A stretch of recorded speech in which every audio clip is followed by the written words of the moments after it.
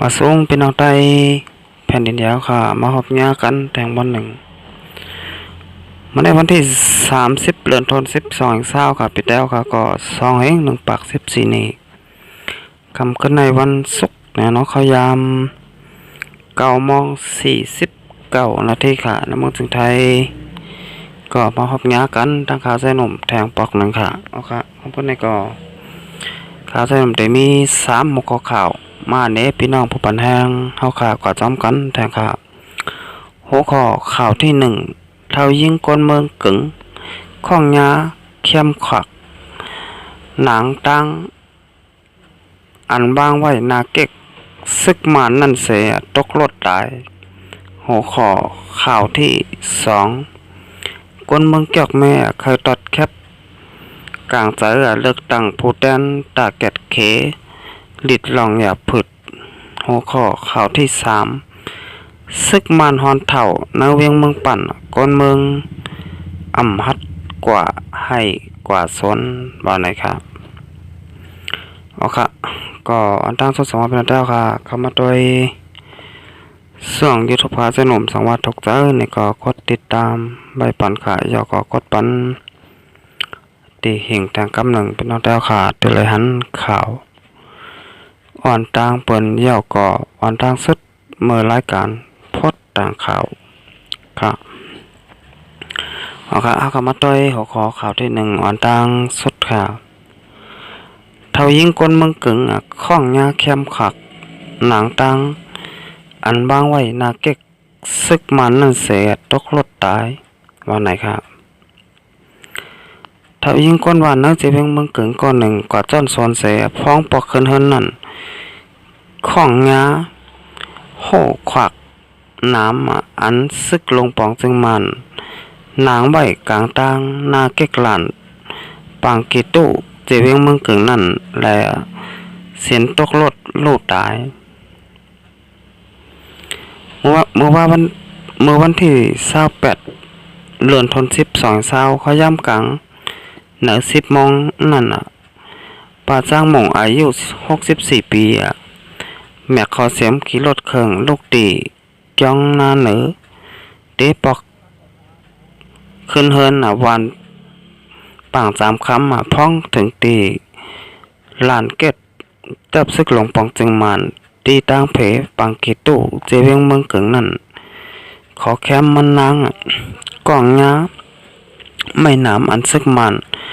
เอาเฮไว้กลางตั้งนั่นแหละโตมันนางเสียนตกรถเครื่องโหพัดงาปุ่นลินแดดถึงตีไหลห้ามส่งห้องยาพ้องหอดถึงห้องยาก็ลูกตายกว่า8เย่าว่าไหนก้นปังกีตู้ก็1 ลัดในว่าลานมานที่ปังกีตู้นั่นเขาเอาแคมเล็กขวักนั่นนางให้เส้นตางใบเส้นตางกว่าม้าเก็บกว่าแห้งหนาแลเฮ็ดให้คนเมืองขี่รถเครื่องขี่รถกากว่าม้าลัดผ่านลัดแล้วใกล้ๆขิดง่าไม่น้ำเขานั่นว่าไหนเกี่ยวกับร้องในคนเมืองทุ่งปังเกตู้เมืองเกิงตกย้อนให้ซึกมันเพียว8 ห้องน้ำอันขวางตังคนเมืองกว่ามานั่นมดว่าไหนค่ะเอาค่ะอันนี้ก็เป็นข่าวรีมองเตอร์จ้ำนะพี่น้องเจ้าเครื่องเมืองสันไหลถึงแต้วค่ะตีเจเวียงเมืองเกิงเนี่ยเนาะก็เลยลูกเลยตายเลยหายกว่าย้อนนำมือซึกมันในก็ว่าไรค่ะก็ว่าสังมีโหแคมโหคึมโหน้ำซึกมันเนี่ยเนาะเมทัลข้อไหนเนี่ยก็ได้ไรตายเนี่ยเนาะอันนี้ก็เลยว่าเป็นหลองทาง6 ข่ายลงก็ว่าไรค่ะให้ดับปอมพี่น้องเจ้าคือตีอยู่ในเมืองสันดอยจึงแต้วค่ะเนี่ยเนาะเลยตายเลยหายก็ย้อนซึกมันมาก็ปียาวข้าวหึงเตะห้านต่อถึงย่ามเดียวเนี่ยเนาะก้นตีไหลลูกไหลหายไหลตายก็ย้อนน้ำมือซึกมันในก็จือห้องว่าป่าจ้างหม่งเนี่ยเนาะอายุ64 ปีค่ะแม็กขอเสียมขี่รถเครื่องเนี่ยเนาะลูกตีจ้องหน้าเหนือเตะปอกขึ้นเฮินหวานปัง3 คำเนี่ยเนาะอันนี้ก็ แบกคอเสียมเสียแลกว่าสนเนี่ยเนาะกว่าเบกไข่เบกสนค่ะพ้องเตะปอกขึ้นเฮินซ้ำไล่ลัดไล่ผ่านมาดังหนาตับซึกมันตับปังเกตูเมืองกึ่งเนี่ยเนาะนาตับซึกมันนั้นซ้ำมีเปลี่ยนโหกคึมโหกแคมโหน้ำค่ะไม่เท่าก็ไหนก็เอาขอเสียมกว่ากล้องยาเสริมแมนโหคึมน้ำซึกมันนั่นเสียแลปอไหลเสียนตกรถกว่าเหี่ยวกว่าตายตีห้องยาเนี่ยเนาะเวงเมืองกึ่งเนี่ยเนาะอันนี้ก็พอถึงตีห้องยาก็ไล่ลูกเสียงตายกว่ายับเนี่ยเนาะเอาค่ะอันนี้ก็เดี๋ยวเลยว่าเป็นข่าวมองใจตอนตาพี่น้องเจ้าคือเมืองสันหลายถึงแต้วค่ะเต้ๆว่าค่ะก็ว่าพี่น้องแต้วค่ะอำมาได้เป็นถูกซึกมันยื้อตายป้อตายแหมตายก็ตั้งน้ำเนี่ยเนาะอำมาได้เป็นตายย้อนมือซึกมันก็ตั้งนำค่ะตายย้อนหมักกองเขาตายย้อนอันในซ้ำตายย้อนโหดซึกมันค่ะเอาค่ะจะเป็นน้ำมันได้หัวข้อค่ะที่สองเนี่ยเนาะคนเมืองจอกแม่มาเจอไข่ตอดแคบกลางเจอเลือกตั้งผู้แทนพองตาเก็ดเขลองอย่าผึดคนเมืองจอกแม่มีกลางเจอเคยตอดแคบเลิกผู้แทนตาแก่ลิดจอยปัญหาเสียหลายมองแต่เจ้ามาลองห้ำสุนไหลเลือกตั้งย่านคอมมาสินการเลือกตั้งปดยา8ปังเลือกตั้งในเจเวงจอกแม่12ค่ะเมื่อวันที่27เดือนธันวาคม12นั้นอยู่ที่คอมมาสินการเลือกตั้งเมืองหอมตุ้มปืนเผาปดวางปั่นขึ้น3ปอกเนื้อจึงได้ปดห้องอันไรปดยา8ขึ้นจัดปังเลือกตั้งไรก้อยการเนื้อเจเวงจอกแม่อันถูกปดยา12นั่นอำปาเสียนจื่อเสแลอยู่ที่ก้นหวานก้นเมืองเจเวงจอกแม่เปลี่ยนอันเสียหลายหม่องเจอหลงหลังอันโดทามสุนไหลเลิกตั้งกว่าในเย้าว่าไหนลงใจปลูกก้างวานนาแขมน้องสิมลาตีซุ่มสึกข่าวผู้ต่อยฮอกว่าตีน้องสิมในเตอำไรตอดแคบกลางใจเย้าว่าในอลองมาหามตับเฮ็ดให้เฮาค่ะอำไรตอดแคบกลางใจในมันเฮ็ดให้เฮาค่ะมีลองรอดแล้วเฮาค่ะห่านใจค่ะลองไรตอดแคบกลางใจในยินต่ำต้อยมองใจยินเสียหลายลงรางค่ะก็เปิดเฮาค่ะเป็นคนหวานเถินเมืองเคยก้อยป้อไรเลือกตั้งป้อมีโตแตนกว่าต่างรัฐไหนลองทุกข่ายอย่าผุดกินใจเฮาค่ะคนเมืองโกเฮาไหลตกตั้งอย่าผุดเหมือนมือป่นมานั่นค่ะว่าไหนเนี่ยเนาะค่ะอันนี้ก็เป็นรองตั้งไหมใจมองใจพี่น้องในเจเวงจอกแมวค่ะเตะบ่าวอยู่นะรองตั้งไหลโลทามแต่ตัดแคบกลางใจเนี่ยในปางเลือกตั้งปี2020ตีเตมีขึ้นเลือนทน11เนาะก็เลือนหน้าในนะวันที่8ก็เหลือข้าวยามแทงหลายวันก้อยเนาะอันนี้ก็ได้เลยว่าเป็นข่าวมองใจตอนตาพี่น้องเจ้าเคยมึงสันหลายจึงแต้วค่ะเต้ๆบ่าวเนี่ยเนาะแล้วก็พี่น้องก็เจ้าเคยอำบาได้เป็นเจเวงเมืองกึ่งเกาหลีเนี่ยเนาะเจเวงจอกแม่เจ้าขอเส้นหน่อยค่ะอำบาได้เป็นหน้าที่คุ้มกำพี่น้องจุ่มเจ้าเคยแทงหลายหมู่หลายจุ่มค่ะอำบาได้เป็นตีเมืองลาเหี่ยวก็หวานไห้เนี่ยเนาะเจ้าขอเส้นหน่อยค่ะเมืองว่าเจ้าไหนก็ไรจัดเฮ็ดเนี่ยเนาะปีไหนเนี่ยเนาะแล้วก็เมืองขางแล้วก็เมืองอยากไข่เมืองยางเนี่ยเนาะก็ได้เลยว่านำเต้ๆค่ะ69เจเวงเนี่ยเนาะก็60เนี่ยเนาะก็ได้เลยว่าปางเลือกตั้งเมืองหอมตุ้มปอกกำในไรเลือกตั้งปัดปุ่นตัวเมืองก็ว่าอะไรค่ะก็ว่าเลือกตั้งเป็นเมืองก้อยเนี่ยเนาะเป็นปอกเป็นย่อมบาง เจเวงก็ไรเลือกตั้งค่ะอันไหนค่ะเฮ็ดให้ดังเมืองสหรัฐอเมริกาเขาเนี่ยที่เป็นสถานทูตหรือว่าตัวแทนเมืองอเมริกันนี่ก็ไล่ตกย้อนหาเมืองม่านเมืองหอมต้มเข้ามาเซ็นปางเลือกตั้งที่อันคนไทยเปิ้นห้องว่ากกตนี่นะเนาะให้จัดเฮ็ดปางเลือกตั้งปัดปุ่นจึงเมืองบ้านจังไหนค่ะก็เหมือนว่าเขามาเซ็นปังเลือกตั้งสนใจและใส่ใจค่ะแต่เตเฮ็ดจอมที่สถานทูตหรือว่าตัวแทนสหรัฐอเมริกาเลยตกย้อนกว่าที่หลงปองจึงมัน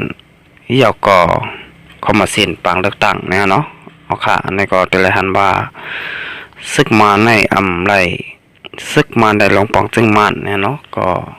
ใส่ใจและสนใจค่ะลองตีสหรัฐอเมริกาเขาตกย้อนเนี่ยเนาะค่ะนั่นก็จะเรียกว่าปางเลือกตั้งปอกกำในหลากหลายไว้เนี่ยเนาะปางเลือกตั้ง220ไรจัดเฮ็ดตัวเมืองปัดปื้นเหมือนเมื่อก่อนป่นมาปี2015นั่นครับเอาค่ะเสร็จแล้วมาต้อยหัวข้อข่าวที่3ค่ะซึกมันฮอนเถ่านะเจเวงเมืองปั่นก้นเมืองฮัดกว่าสอนกว่าหน้าว่าไหนค่ะซึกหลงปองจึงมันอันต้อง1ฮอนเถ่าเนื้อเวงเมืองปั่นก้นเมืองไม่ใจลองห่มลมฮัดกว่าให้กว่าสอนกว่าหน้าฮัดออกขึ้นเยยามกลางค่ำกลางขึ้น